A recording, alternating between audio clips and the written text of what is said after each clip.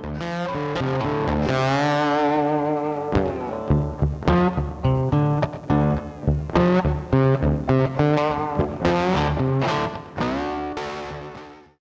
to Life After the Fire, the preeminent podcast on all things related to having a great and awesome life after the fire, life after the fire service. My name is Chris Phelps. I'm your host, and I'm joined today by a friend from far away. Actually, he's kind of closer than normally would be. Retired Battalion Chief Steve Neible. Welcome, Steve.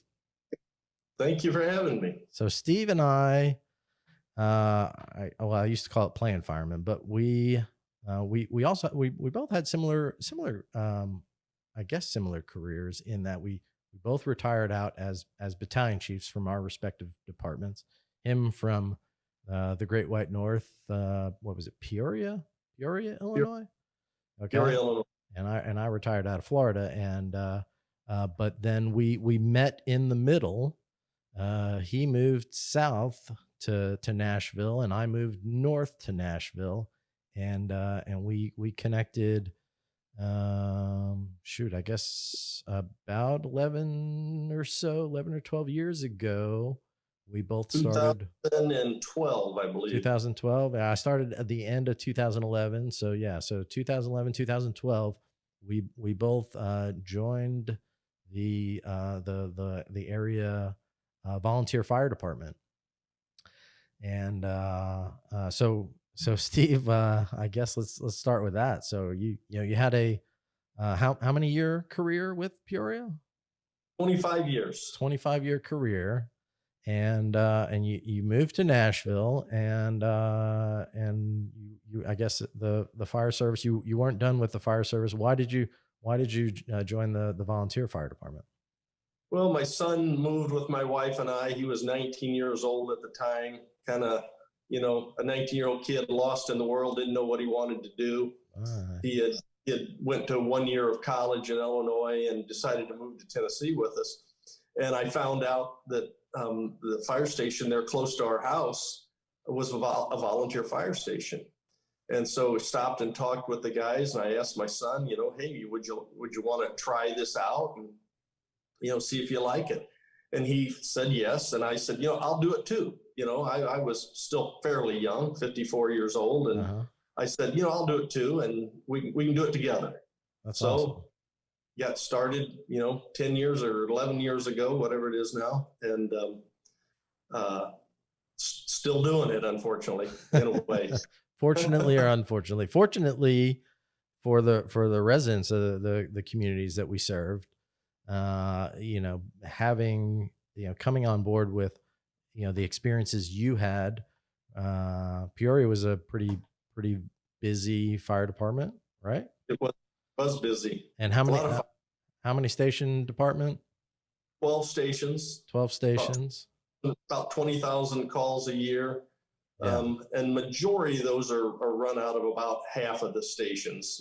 They're the busier stations. So gotcha. So you and as I drop into this new area and volunteer department, and already have a good amount of experience. Your wealth of knowledge was invaluable to the department. From the get-go, and then having the opportunity to do it alongside your son, I got to imagine the feeling of pride there, huh? Yeah, he was maybe 6 years old, I would guess, maybe 5, 6 years old, and he was at one of the firehouses. I was a captain at the time, and he was standing on the front bumper, and I'm standing beside him, had my gear on. I think I was holding an axe or something like that. And so here he is now 19 years old, and we recreated the picture in front of a Williamson County Station 22 engine. Me, both of us in our gear in the same position, me holding an axe. So we have those pictures up on our wall at home, which, I kind of cherish, That's awesome. That's good stuff. And your son now, he's gone on to totally immerse himself in the fire service, and he's now what's he doing now? He's an engineer now for the Columbia, Tennessee Fire Department, south of Nashville. Gotcha. So he went through the training and now is working full time, and he still volunteers as well on his off days. He still volunteers. In fact, he's a live-in. He lives at Station 22 for Williamson County, and works full time also. So he's pretty immersed in it right now. Yeah. So the department that we both joined, which I guess at the time, I don't even remember, what, 7 or 8 station department. Getting ready to be 9. I don't remember how many like square miles or whatnot, but just south of the city of Nashville was Williamson County. So the cities of Franklin, Brentwood, Spring Hill, Fairview. So we, with the rescue squad, we covered a lot of the unincorporated areas, and exactly. And some of the stations, at the time had or still have live-in quarters. So they have quarters where the volunteers live and stay overnight, and yeah, so that's a great opportunity. More experience, more exposure, as well as a great deal for the community, as opposed to the regular salaries that they would have to pay for full-time personnel. Exactly. Yeah. It's a great deal. It's a good deal for him too. He's living rent free. Yeah. And eating most of his meals at my house. That's good. And so I guess, so 25-year career, and then did you do anything on the side during your career in the fire service? I had a lawn care business. Okay. And that, provide you some additional income, some additional stability, but you didn't do that after you retired from the fire department. I only did the lawn care business I had it for 5 years. Gotcha. I think I sold it a week before our son was born. Oh, okay. So yeah, I had it for 5 years. And once he was born, we had 2 kids, and we just decided I would stay home with them on my days off, and while my wife was working, and it worked out. I spent a lot of time with my son and daughter growing up, and yeah, well worth it. Good. That's good stuff. The service made it very possible for me to spend a lot of time with my kids. Yeah. Now, what? So in retirement, what are some things that you did along the way to create that life after the fire service, or life after your paid fire service career that allowed you to, for lack of a better term, to volunteer, or, as I used to call it, play fireman? Well, I just, the love for the fire service. When I retired, I really wasn't wanting to retire when I retired. My wife worked for Caterpillar and had a great opportunity to come to Nashville in a high position with Caterpillar. And, when she came home and said she wanted to relocate, she had stayed in Peoria for 25 years so I could have a career. We would have lived all over the world with Caterpillar. And she asked if I would consider retiring so we could move to Nashville. That's and awesome. I told her it was going to be up to her. She could make the decision. Whatever she decided, that's what I would do. Yeah. Hoping she knew how much I loved the fire service and would say, we'll just stay here. Well, she came home one day and said she wants to move. Uh-huh. So she went to Nashville a year and a half ahead of me. I stayed to hit my 25-year mark. And then I went to Nashville. But, I was really not wanting to leave at all. I really was, I was a battalion chief at that point. I was really wanting to stay longer and wasn't ready to get out of the fire service. So, my son going with me, had he not went, I probably would have been out of the fire service. Uh-huh. And, him going and then meeting Aaron Kinney, and ended up getting hired again as a full-time firefighter in Mount Juliet, kept my career going. Oh, I forgot about that. Yeah, that's right. So how long after retirement did you wind up as rehired? I think it was only about a year and a half. And Chief Kinney hired me. I don't know if you remember they were like they're starting out as a brand new fire department, right? So you're starting yes. from the ground up. So you got to do. They had the county did their fire protection for them, and Mount Juliet is just on the east side of Nashville, butts up to Nashville. And the county had done their fire protection for them, and the city wanted to start their own fire department. And they hired Aaron Kinney as their first ever fire chief, and Jamie Luffman as their assistant fire chief, and me as a captain. And then they hired the firefighters, and myself and the two chiefs were riding a fire engine and running a shift. Yeah.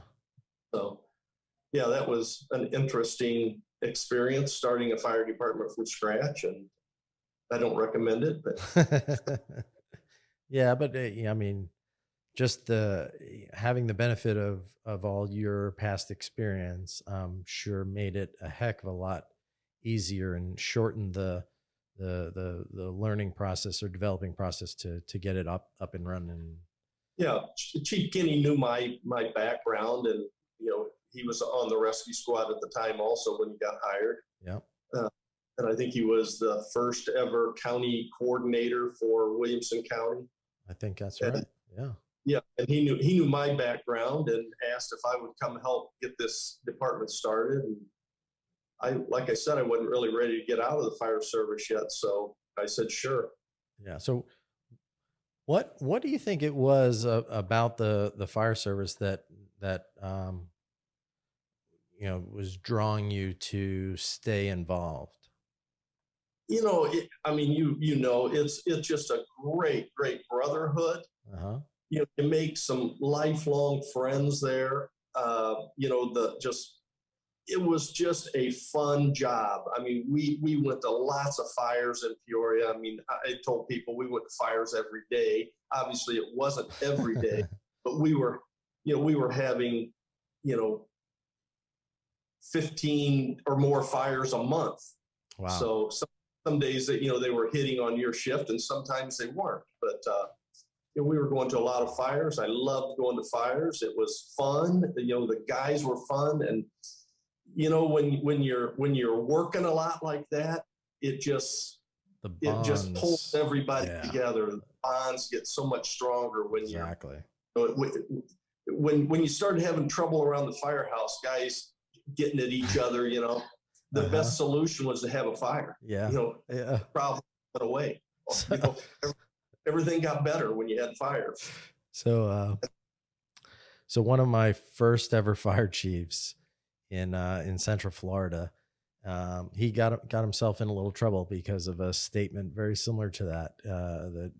I guess I wasn't around when this happened, but as I understand it, there was a little morale issue around the fire department, and I guess something had gotten back to the newspaper, and they interviewed the fire chief, and that was one of his responses was, well, we a lot of these problems would go away if we run a couple more fires. Yeah. We weren't setting them.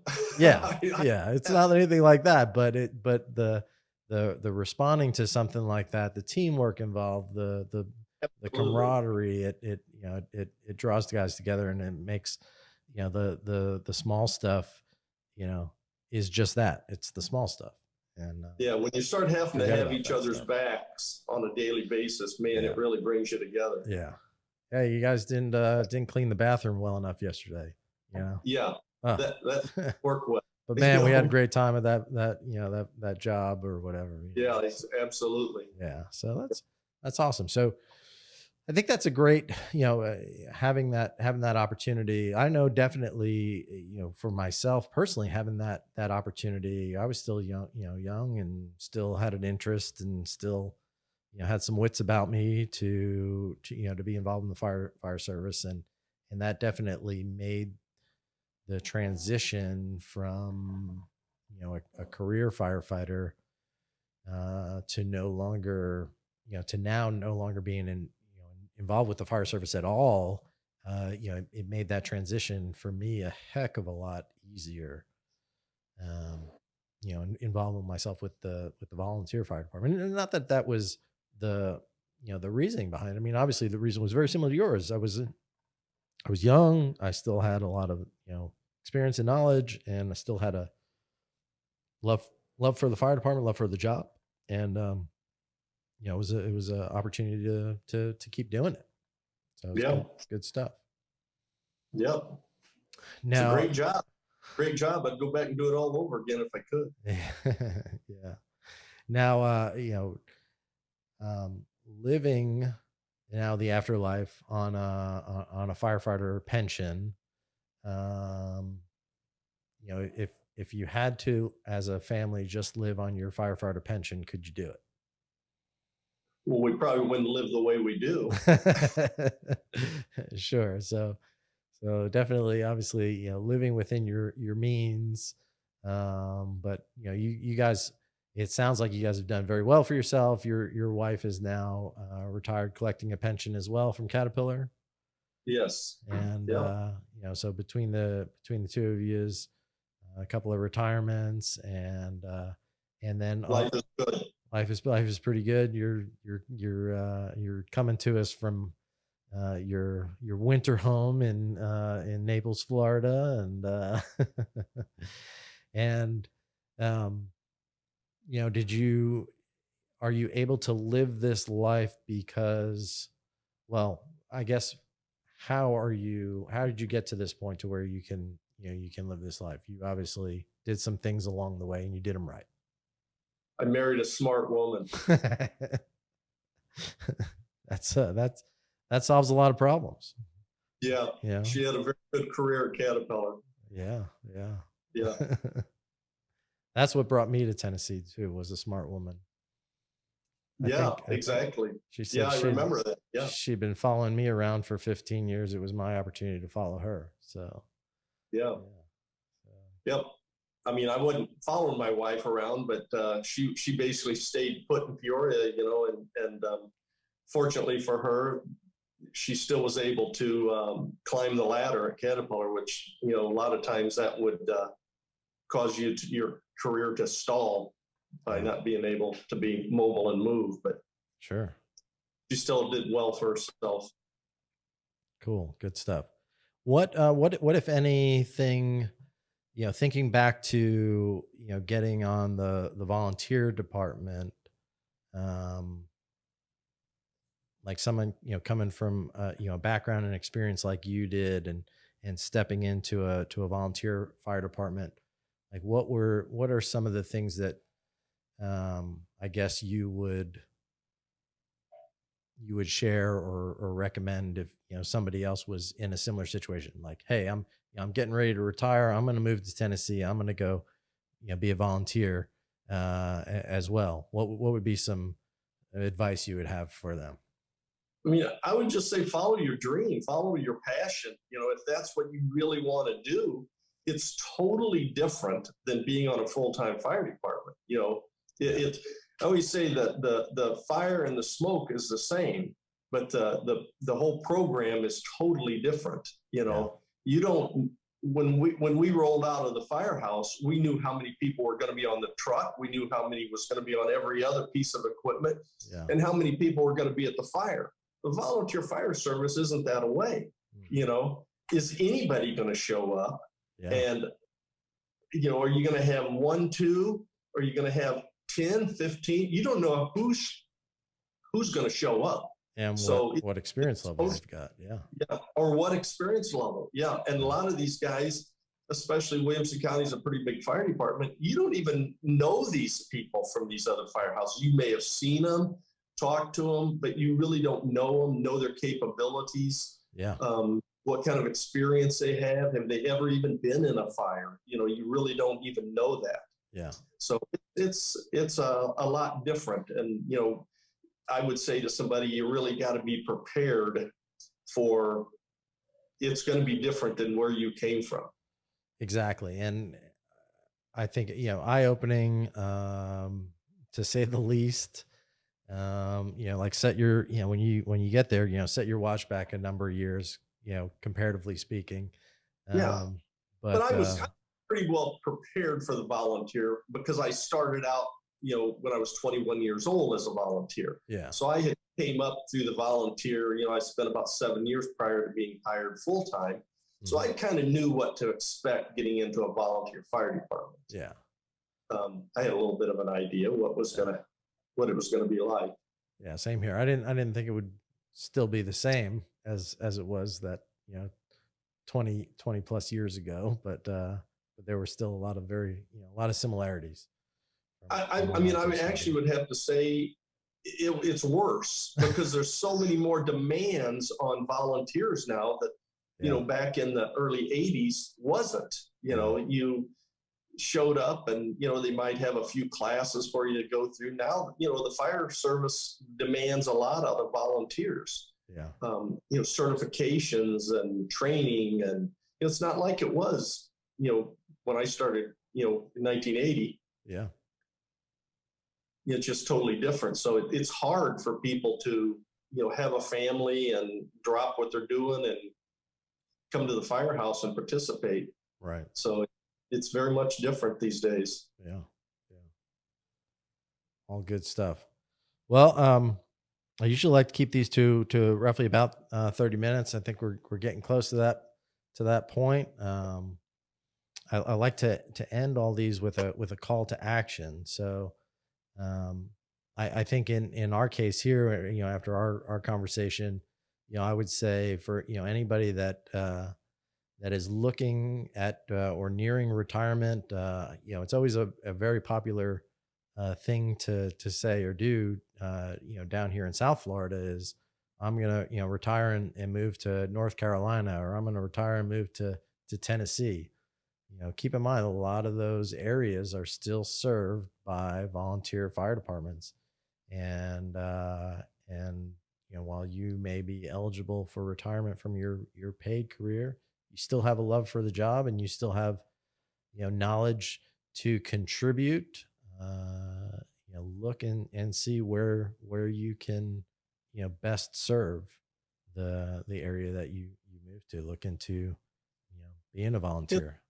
These departments desperately need people. They desperately need people. They need experienced people. If you still have the desire, there is a place for you to extend your career.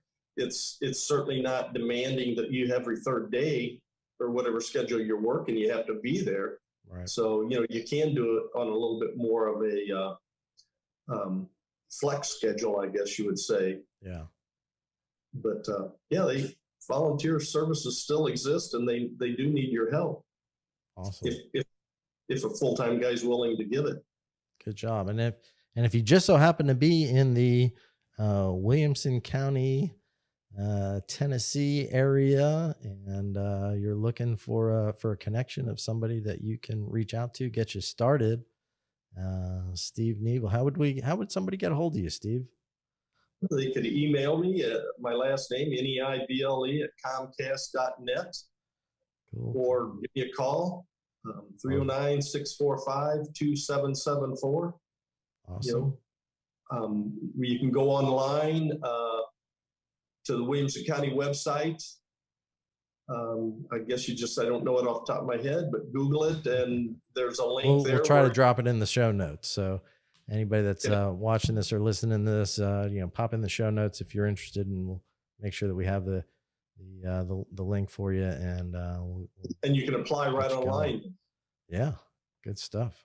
Yeah, they would love to have anybody, but certainly with people with experience, like you said, is invaluable. And it just helps out so much. Somebody coming right in with experience. Yeah.